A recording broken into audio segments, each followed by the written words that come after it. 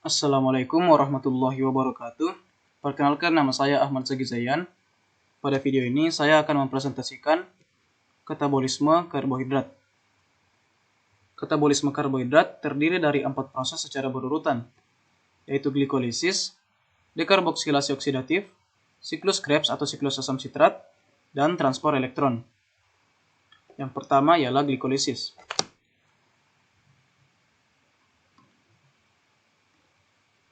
Reaktan dari keempat proses ini yang adalah glukosa. Pada tahap awal dari glikolisis, glukosa akan mengalami penambahan fosfat yang berasal dari adenosin trifosfat, sehingga adenosin trifosfat akan berubah menjadi adenosin difosfat, dan karena adanya penambahan fosfat tersebut, glukosa berubah menjadi glukosa 6-fosfat. Adapun enzim yang bekerja ialah enzim heksokinase. Berikutnya, glukosa 6-fosfat akan diubah menjadi isomernya, yaitu fruktosa 6-fosfat. Isomernya berarti jumlah atom yang berada pada senyawa ini sama, namun bentuknya berbeda. Adapun enzim yang bekerja ialah fosfoglukoisomerase. Selanjutnya, fruktosa 6-fosfat akan kembali ditambahkan fosfat dari ATP yang akan berubah menjadi ADP dengan menggunakan enzim fosfofruktokinase. Hasilnya ialah fruktosa 1,6 difosfat. Artinya, pada fruktosa ini terdapat 2 fosfat, yaitu pada karbon pertama dan karbon ke-6. Selanjutnya, fruktosa 1,6 difosfat akan mengalami pemecahan menjadi senyawa gliseraldehyde 3-fosfat dan senyawa dihidroksiaseton fosfat. Pemecahan ini menggunakan enzim aldolase. Nah, untuk berlanjut ke proses selanjutnya, senyawa yang dapat berlanjut hanya senyawa gliseraldehyde 3-fosfat. Sementara dihidroksiaseton fosfat perlu diubah menjadi gliseraldehyde 3-fosfat untuk dapat berlanjut pada proses selanjutnya. Reaksi ini dapat berlangsung bolak-balik dan enzimnya yaitu triosa fosfat isomerase. Berikutnya, gliseraldehyde 3-fosfat akan diubah menjadi 1,3 bifosfogliserat. Pada perubahan ini terdapat beberapa proses, yaitu yang pertama, gliseraldehyde 3-fosfat akan melepaskan H dan elektron yang akan diberikan kepada NAD. NAD akan berubah menjadi NADH akibat adanya penambahan ini. Kemudian ditambahkan juga fosfat sehingga sehingga gugus fosfat yang berada pada senyawa ini bertambah menjadi 2. Enzim yang bekerja ialah triosa fosfat dehidrogenase. Berikutnya, 1,3 bifosfogliserat akan melepaskan 1 fosfatnya yang akan diberikan kepada ADP sehingga ADP berubah menjadi ATP atau energi. Enzim yang bekerja itu fosfogliserokinase dan hasilnya ialah 3 fosfogliserat. Untuk mempersiapkan proses selanjutnya, 3 fosfogliserat diubah menjadi isomernya yaitu 2 fosfogliserat dengan menggunakan enzim fosfogliseromutase. Berikutnya, 2 fosfogliserat dengan menggunakan enzim enolase akan melepaskan 2 atom hidrogen dan setengah atom oksigen menjadi H2O. 2 fosfogliserat ini akan berubah menjadi fosfoenol pirufat. Tahap terakhir dari glikolisis ialah fosfoenol pirufat dengan menggunakan enzim pirufat kinase akan kembali melepaskan fosfatnya, diberikan kepada ADP sehingga berubah menjadi ATP dan hasilnya ialah pirufat atau asam pirufat. Hasil dari glikolisis ialah 2 asam pirufat, 2 NADH, dan 2 ATP. Berikutnya, asam pirufat yang tadi dihasilkan dari proses glikolisis di sitosol akan berpindah atau mengalami transport ke dalam matriks mitokondria melalui protein transport. Proses ini dinamakan dekarboksilasi oksidatif karena terdapat pengurangan atom karbon dan reaksi oksidasi. Dapat dilihat di sini, pirufat melepaskan CO2, kemudian melepaskan elektron. Elektron ini akan diberikan kepada NAD+ beserta H+ yang akan berubah menjadi NADH. Untuk proses ini, enzim yang bekerja yaitu enzim pirufat dehidrogenase. Nah, asam pirufat yang telah melepaskan CO2 dan elektronnya ini kemudian akan bergabung dengan koenzim A membentuk asetil koenzim A. Tujuan dari proses dekarboksilasi oksidatif yaitu untuk mengurangi jumlah karbon dari pirufat ini yang tadinya 3 diubah menjadi 2 agar dapat berlangsung dapat menuju ke siklus tahap selanjutnya, yaitu siklus Krebs. Karena pada siklus Krebs jumlah atom karbon yang dapat masuk dari tiap senyawa yaitu 2. Nah, dapat dilihat hasil dari dekarboksilasi oksidatif yaitu CO2 atau karbon dioksida, NADH, dan asetil koenzim A.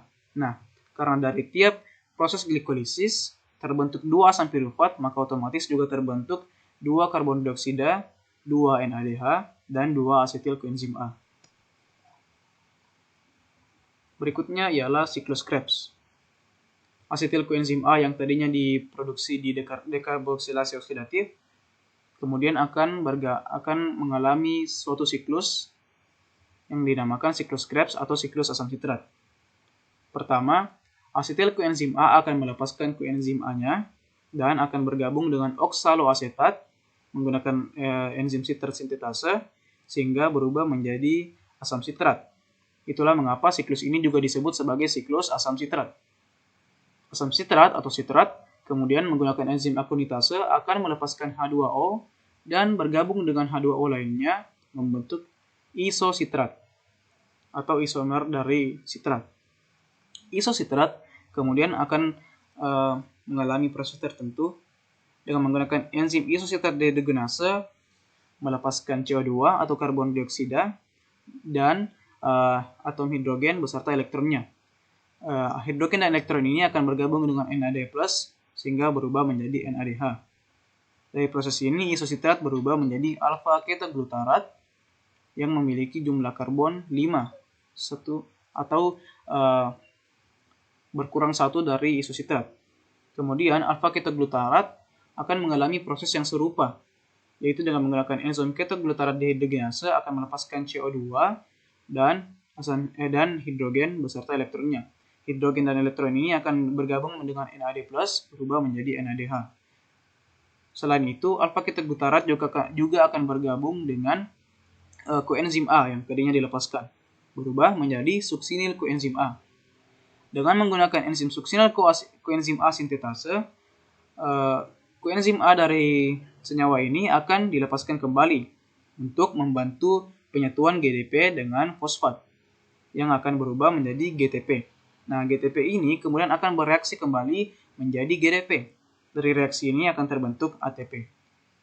Kemudian, hasil dari proses ini, suksinil koenzim A berubah menjadi suksinat. Suksinat kemudian berubah menjadi fumarat. Dalam perubahannya, menggunakan enzim suksinat dehidrogenase dan akan melepaskan hidrogen beserta elektron. Akseptor dari elektron ini ialah FAD, sehingga FAD akan berubah menjadi FADH2. Berikutnya, fumarat akan berubah menjadi malat dengan bergabung dengan H2O. Enzim yang bekerja pada proses ini ialah enzim fumarase.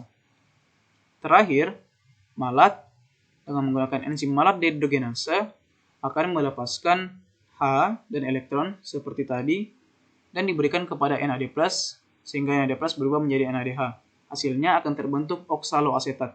Oksaloasetat inilah yang akan kembali mengalami proses yang sama. Karena itulah disebut siklus. Dari siklus Krebs ini, produk yang dihasilkan yaitu 2 ATP, 6 NADH, 2 FADH2, dan 4 CO2. Yang terakhir ialah transport elektron. Proses transport elektron ialah proses yang memanfaatkan adanya NADH dan FADH2 sebagai akseptor elektron. Elektron-elektron ini dan NADH dan FADH2 akan dimanfaatkan untuk menghasilkan ATP. Nah, dapat dilihat transport elektron berlangsung di krista atau membran dalam mitokondria. Sementara siklus Krebs tadi terjadi di matriks mitokondria. Nah, dapat dilihat di sini di membran dalam mitokondria terdapat kumpulan protein yang disebut sebagai kompleks sitokrom. Terdapat protein integral, yaitu protein yang menembus lapisan fosfolipid, dan protein perifer yang berada di tengah atau di tepian. Yang berada di tengah disebut ubiquinon, dan yang di tepian ini disebut sitokrom C. Nah, rantai transport elektron ini akan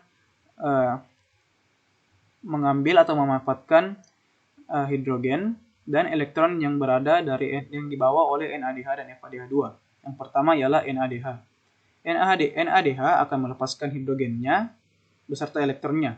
Elektron ini akan diteruskan dari protein 1 ke ubiquinon, protein kedua, kemudian sitokrom C ke protein 3 dan akan diteruskan kepada 2 atom H+ dengan setengah atom hidrogen sehingga akan berubah menjadi H2O. Begitu pula dengan FADH2. Namun FADH2 memiliki perbedaan. FADH2 tidak meneruskan elektronnya kepada protein 1, namun langsung kepada ubiquinon, protein kedua, sitokrom C, protein ketiga, lalu kemudian memberikan elektronnya pada 2H+ dan setengah oksigen menghasilkan H2O. Nah, di sini lewatnya elektron yang melewati protein ini akan mengaktifkan protein-protein ini sehingga hidrogen-hidrogen yang terdapat dalam matriks mitokondria akan dikeluarkan. Nah, karena dikeluarkan, semua atom-atom hidrogen ini dikeluarkan keluar dari matriks mitokondria, maka konsentrasi dari hidrogen ini akan menjadi tidak seimbang. Terdapat lebih banyak atom hidrogen di luar dari matriks mitokondria daripada di dalam. Nah, karena adanya ketidakseimbangan ini, hidrogen akan berusaha masuk dan akan masuk melalui protein ATP sintase. Masuknya hidrogen akan mengaktifkan ATP sintase untuk membentuk ATP dari ADP dan fosfat. Nah, karena itu dapat disimpulkan bahwa H+ yang masuk akan mengaktifkan ATP sintase, dan karena NADH melepaskan lebih banyak H karena elektronnya melewati lebih banyak protein, maka dapat disimpulkan bahwa NADH membentuk lebih banyak ATP daripada FADH2. Karena seperti yang tadi saya sebutkan, NADH melepaskan elektronnya dan elektronnya melewati protein yang lebih banyak daripada FADH2 sementara FADH2 elektronnya tidak melewati protein 1 sehingga H+ yang dilepaskan juga lebih sedikit. NADH membentuk 3 ATP sementara FADH2 membentuk 2 ATP. Nah, karena terdapat 10 NADH dari proses-proses sebelumnya, yaitu 2 dari glikolisis, 2 dari dekarboksilasi oksidatif, dan 6 dari siklus Krebs, sehingga 10 dikali 3 akan menjadi 30. Sementara FADH2 terbentuk 2 dari proses siklus Krebs, dikali 2 akan menjadi 4, sehingga akan terbentuk 34 ATP.